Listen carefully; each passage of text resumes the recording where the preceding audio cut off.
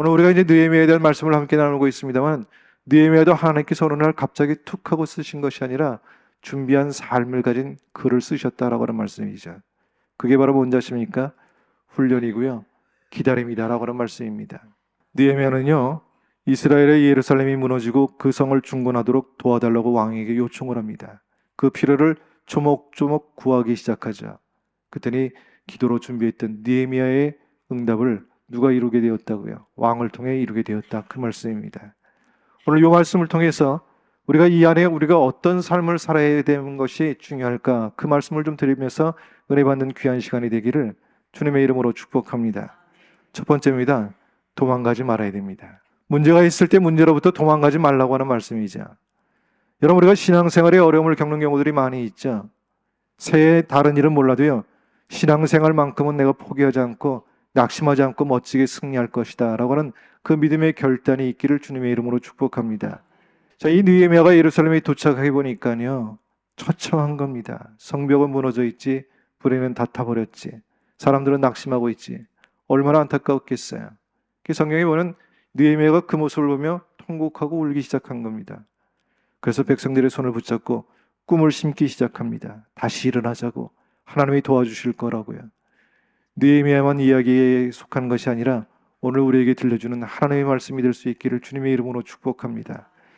그래서 샤르댕이라는 사람이 이런 얘기를 했어요. 세상은 희망을 선포하는 사람들의 것이라고 말이죠. 모든 사람들이 희망이 없다라고 그렇게 말할 때, 아니야, 하나님 우리와 함께 하시면 우리는 희망이 있다라고 선언하고 선포할 수 있는 저와 여러분 될 수 있기를 주님의 이름으로 축복합니다.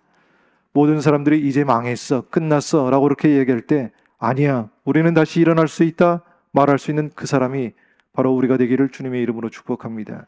그 사람이 바로 예수의 사람이고 그리스도의 사람인 줄 믿으시기를 주님의 이름으로 축복합니다. 자, 그런데 오늘 3장 1절 말씀 보니까 그때 대제사장 엘리야십이 그의 형제 제사장들과 함께 일어나 제일 먼저 뭘 건축했다고요? 양문을 건축했다는 겁니다. 하나님의 자녀들은요, 무너지고 무너질 때 무엇을 가장 먼저 건축해야 되는지 아십니까? 사업이 무너져갈 때, 가정이 상처가 될 때, 내 마음이 무너져가고 있을 때, 교회가 침체의 늪에 빠져가기 시작했을 때, 정치가 불신을 당하고 있을 때, 기업들이 문을 닫고 있을 때, 또 세상이 절망에 휩싸여 있을 때, 도대체 우리는 어디서부터 손을 대야 될까요? 오늘 성경은 우리에게 이렇게 말씀하고 있습니다. 양문을 건축하라 라고 하는 겁니다. 양문은 다른 것이 아니라 양을 잡는 문입니다.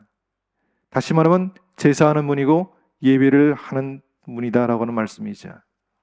정치든 경제든 사회든 문화든 교육이든 가정이 무너진 것이 많지만 가장 시급한 것이 있다면 하나님 앞에 예배를 회복하는 일이다라고 하는 말씀이죠. 올 한해는 다른 것은 몰라도 예배만큼은 온전히 회복할 수 있기를 주님의 이름으로 축복합니다. 예배를 온전히 회복할 수 있기를 주님의 이름으로 축복합니다. 축복합니다. 여러분, 현대인들이 왜 방황하는지 아십니까? 돈이 없어서가 아니에요. 길이 안 보여서가 아닙니다. 믿음을 잃어버렸기 때문에 그렇고요, 꿈을 잃어버렸기 때문에 그런 겁니다. 그래서 문제는 정신의 문제, 마음의 문제고 예배의 문제다라고 하는 말씀입니다. 2025년도 첫걸음을 걷는 우리에게 가장 시급한 일이 있다면 제일 먼저 하나님 만나는 일 아닐까요? 그리고 주님 붙들고 그 꿈을, 내게 주신 꿈을 회복하는 일이 아니겠느냐라고 하는 말씀입니다. 이걸 우리는 한마디로 뭐라고 표현할 수 있냐면 기도를 회복하는 일이라고 하는 말씀이죠.